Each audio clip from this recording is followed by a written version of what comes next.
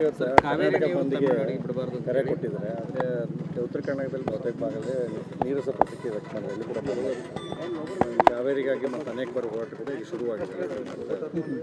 ಒಂದು ಕಡೆ ಉತ್ತರ ಕರ್ನಾಟಕ ಎಲ್ಲರೂ ಕೂಡ ಬಂದಾಗಿದೆ. ಸರಿಯಾಗಿ ಏನು ಮಾಡಬೇಕಾಗಿತ್ತ ಅಥವಾ ಬೇಡ ಅಂತ ಇಲ್ಲ, ಈಗ ಸರ್ಕಾರನೇ ಕ್ರಮ ತಗೋಬೇಕಾಗಿತ್ತು. ಮುಖ್ಯಮಂತ್ರಿಗಳು ಅದೇ ಭಾಗದವ್ರು ಅದಾರ, ಕಾವೇರಿ ತಟದವರೇ ಅದಾರ. ಮತ್ತೊಂದು ಗಟ್ಟಿಯಾದಂಥ ನಿರ್ಣಯ ತೊಗೋಬೇಕಾಗಿತ್ತು. ಯಾವುದಕ್ಕೋ ಗಟ್ಟಿಯಾದ ನಿರ್ಣಯ ತೊಗೋತಾರೆ. ಯಾರೇ 10 ರೂಪಾಯಿ ಲಂಚ ತಿಂದರೆ ಅವ್ರನ್ನ ಒಳಗೆ ಹಾಕ್ತೀನಿ, ನಾನು ಹಿಡಿದು ಹೇಳ್ತೀನಿ, ಏನೇನೋ ಡೈಲಾಗ್ ಹೊಡಿತಿರ್ತಾರೆ. ಮೊದಲೆಲ್ಲ ಭಾಳ ಡೈಲಾಗ್ ಹೊಡಿತಿದ್ರು ಅವರು, ಕಾವೇರಿಗೆ ಏನಾರ ಆದ್ರೆ ನಾ ಹಂಗೆ ಹಿಂಗೆ ಅಂತೇಳಿ.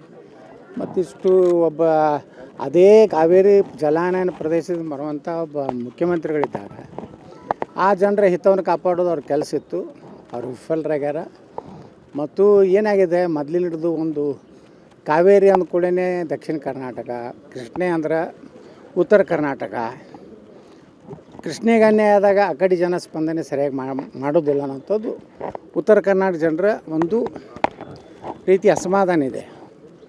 ಇದು ಸಮಗ್ರ ಕರ್ನಾಟಕದ ವಿಚಾರ ಬಂದಾಗ ಕಾವೇರಿ ಭಾಗದಲ್ಲಿ ಅನ್ಯಾಯವಾದಾಗೂ ಉತ್ತರ ಕರ್ನಾಟಕದ ಸ್ಪಂದನೆ ಆಗಬೇಕು. ಉತ್ತರ ಕರ್ನಾಟಕದ ಕೃಷ್ಣಾ ಮೇಲೆ ಅನ್ಯಾಯ ಆದಾಗೂ ಕಾವೇರಿ ಭಾಗದವರು ಬೆಂಬಲ ಕೊಡಬೇಕು. ಆ ರೀತಿ ರಾಜ್ಯದಲ್ಲಿ ಯಾವ ರಾಜಕೀಯ ಪಕ್ಷಗಳು ನಾವೆಲ್ಲ ಭಾಷಣ ಮಾಡ್ತೀವಿ ವಿಧಾನಸಭೆಯಲ್ಲಿ. ಕಾವೇರಿ ಮತ್ತು ಕೃಷ್ಣ ಅಂದರೆ ಕರ್ನಾಟಕದ 2 ಕಣ್ಣಿದ್ದಂಗೆ. ಯಾವುದೇ ಒಂದು ಕಣ್ಣಿಗಿದ್ದು ಆದ್ರೂ ತಪ್ಪು ಅಂತೇಳಿ ಮಾಡ್ತೀವಿ.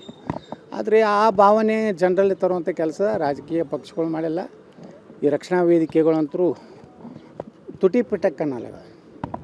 BJP ಇದ್ದಾಗ ಕರ್ನಾಟಕ ರಕ್ಷಣಾ ವೇದಿಕೆಯವರು ಎಷ್ಟು ಜಿಗಿದಾಡ್ತಿದ್ರು, ಟಣ ಟಣ್ ಜಿಗಿದಾಡ್ತಿದ್ರು.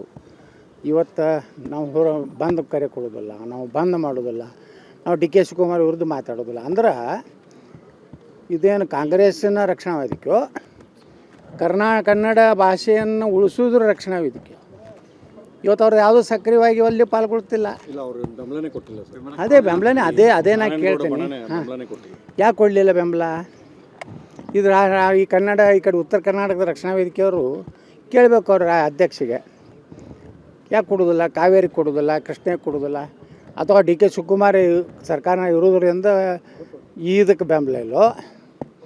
ಹೀಗೆ ಇವತ್ತು ನೋಡಿರಿ, ಒಬ್ಬ ಸಚಿವ ನಮ್ಮ ದಲಿತ ಬಂಧುಗಳ ಬಗ್ಗೆ ಅಪಮಾನಕಾರಿಯಾಗಿ ಅವಹೇಳನಕಾರಿಯಾಗಿ ಮಾತನಾಡಿದ್ದಾನೆ.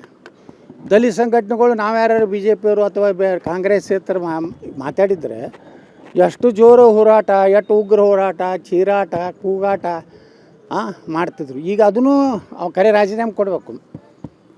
ಒಂದು ದಲಿತ ಸಮುದಾಯ ಇರುವಂತಹ ಪ್ರದೇಶದ ಬಗ್ಗೆ ಅವಹೇಳನಕಾರಿ ಮಾತಾಡೋಣಂದ್ರೆ ಮತ್ತು ಇವತ್ತು ದಲಿತ ಸಂಘರ್ಷ ಏನು ದಲಿತರ ಪರ ಹೋರಾಟ ಮಾಡೋರು ಎಲ್ಲಿದ್ದಾರೆ? ಹಿಂದೂಗಳಿಗೆ ಅನ್ಯಾಯ ಆದಾಗೂ ಮಾಡ್ತಿಲ್ಲ. ಅಲ್ಲಿ ಮೈಸೂರು ಭಾಗದಾಗ ಒಬ್ಬದು ದಲಿತರಿಗೆ ಮುಸ್ಲಿಮರು ಹೋಗಿ ಮನೆ ಹೊಕ್ಕು ಹೊಡೆದ್ರೂ ದಲಿತ ಸಂಘಟನೆಗಳು ಹೋರಾಟ ಮಾಡೋದಿಲ್ಲ. ಅಂದರೆ ಇವರು ಕರ್ನಾಟಕದ ಹಿತ ಕಾಪಾಡೋರಲ್ಲತ್ತು ಇವೆಲ್ಲ 2-3 ಹೋರಾಟ ನೋಡಿದ್ರೆ ಅನಿಸ್ತದೆ. ಅದಕ್ಕೆ ಮುಖ್ಯಮಂತ್ರಿಗಳು ಈ ಹೋರಾಟ ನೀರಸಾಗಿದೆ, ವಿಫಲ ಆಗಿದೆ ಅನ್ನೋಕ್ಕಿಂತ ನೀವು ಪ್ರಾಮಾಣಿಕವಾಗಿ ಆ ಭಾಗದ ಜನಪ್ರತಿನಿಧಿ ಇದ್ದೀರಿ. ಮತ್ತು ಆ ಭಾಗದವರೇ ನೀರಾವರಿ ಸಚಿವರಾಗ್ಯಾರ ಈಗ ಮನೆ ಚಲುವರಾಯ ಸ್ವಾಮಿಯವರು. ನಿಮ್ಮ ಸ್ಟ್ಯಾಂಡ್ ಏನು ಹೇಳ್ರಿ ರಾಜ್ಯದ ಜನರಿಗೆ? ಇದೇ BJP ಸರ್ಕಾರ ಇದ್ದಾಗ ಇಡೀ ವಿಧಾನಸಭೆಯಲ್ಲಿ ಗಲಾಟೆ ಮಾಡ್ತಿದ್ರಿ. ಈಗ ನೀವೇ ಅಧಿಕಾರದಲ್ಲಿದ್ರಿ, ಹೇಳ್ರಿ ಅವ್ರಿಗೆ ಮ್ಯಾಗೇನಾಗೇನು ಕೃಷ್ಣ ಇದು ಇದೆಯಲ್ಲ ಟ್ರಿಬ್ಯುನಲ್ಗೆ ಹೇಳ್ರಿ, ನೀರು ಎಲ್ಲೈತಿ ನೀವು ಬಂದು ಅಳೀರಿ. ಸುಮ್ಮನೆ ನೀರು ಬಿಡ್ರಿ ತಾಲೂಕು ಆದೇಶ ಮಾಡಿದ್ರೆ ಹೆಂಗೆ? ವಾಸ್ತವಿಕವಾಗಿ ಆ ಒಂದು ಪ್ರದೇಶಕ್ಕೆ ಬರಬೇಕು. ಇಲ್ಲಿ ಸರಿಯಾಗಿ ಮಾಡಲಾರ್ದಕ್ಕೆ ಈ ರೀತಿ ಎಲ್ಲ ವಸೂಲಿ ಹಚ್ಚಿದ ವಕೀಲರಿ, ಮೆರಿಟ್ ಮ್ಯಾಗ ವಕೀಲರು ಕೊಡಬೇಕು.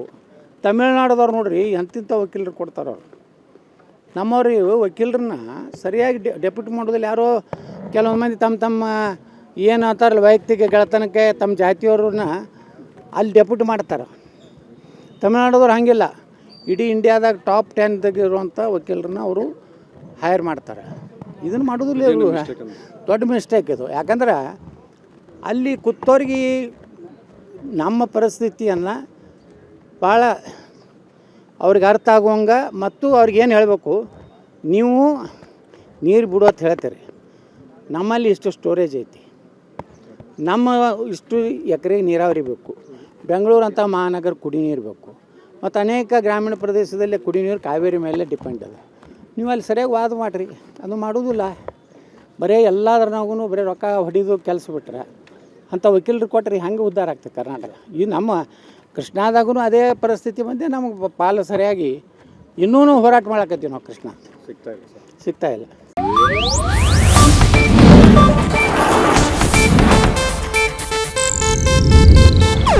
ಇದು ಏಷ್ಯಾನೆಟ್ ನ್ಯೂಸ್ ನೆಟ್ವರ್ಕ್ ಪ್ರಸ್ತುತಿ.